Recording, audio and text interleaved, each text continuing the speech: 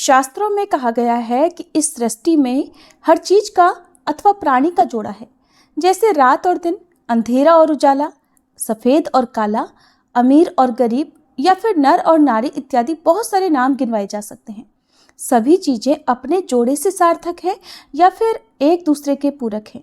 दोनों ही एक दूसरे पर निर्भर होते हैं। इसी तरह दृश्य और अदृश्य जगत का भी जोड़ा है। दृश्य जगत वो है जो हमें दिखता है और अदृश्य जगत वो है जो हमें नहीं दिखता। ये भी एक दूसरे पर निर्भर हैं और एक दूसरे के पूरक हैं।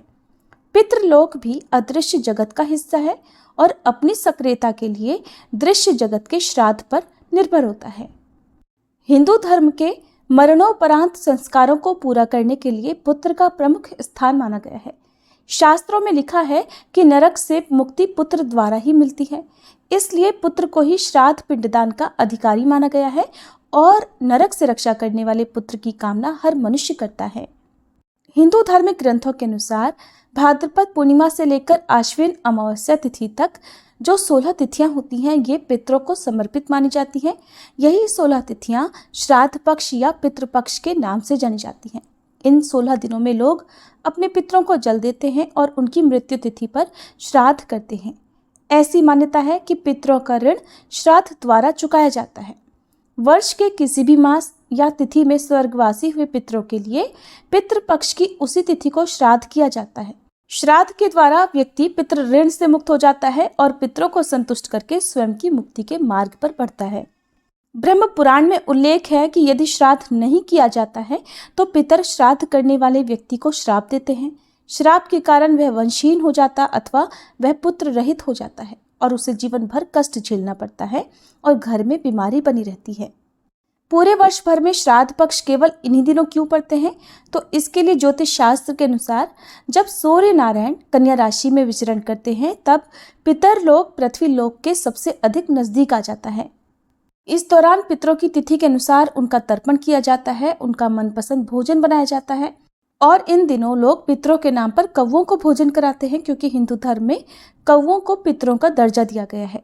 चलिए आपको बताते हैं साल 2024 में श्राद्ध पक्ष यानी पितृपक्ष कब से प्रारंभ हो रहे हैं, कौन से दिन कौन सा श्राद्ध है। साल 2024 में इस बार पितृपक्ष 17 सितंबर 2024 मंगलवार यानी भाद्रपद पूर्णिमा व्रत के दिन से शुरू हो रहे हैं और 2 अक्टूबर बुधवार को आश्विन अमावस्या के दिन समाप्त होंगे। पूर्णिमा का श्राद्ध 17 सितंबर मंगलवार के दिन होगा।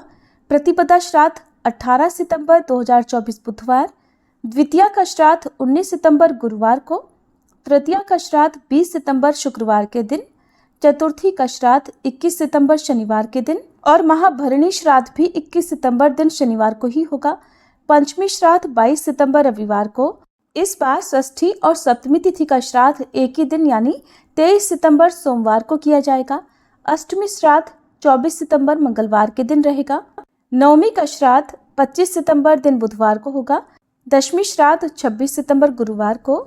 एकादशी का श्राद्ध 27 सितंबर शुक्रवार के दिन और इस बार 28 सितंबर शनिवार को श्राद्ध की कोई भी तिथि नहीं है, यानी कि इस दिन श्राद्ध नहीं किया जाएगा। द्वादशी श्राद्ध 29 सितंबर दिन रविवार को और इसी दिन मघा श्राद्ध भी रहेगा। त्रयोदशी का श्राद्ध रहेगा 30 सितंबर सोमवार को और चतुर्दशी श्राद्ध 1 अक्टूबर मंगलवार के दिन रहेगा।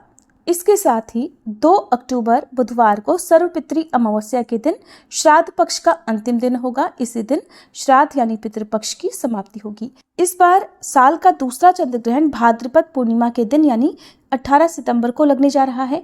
ऐसे में क्योंकि ये ग्रहण हमारे देश में दिखाई नहीं देगा, इसलिए पितृ संबंधी कार्य, तर्पण आदि जो भी समय निर्धारित किए गए हैं अपने समय पर होंगे।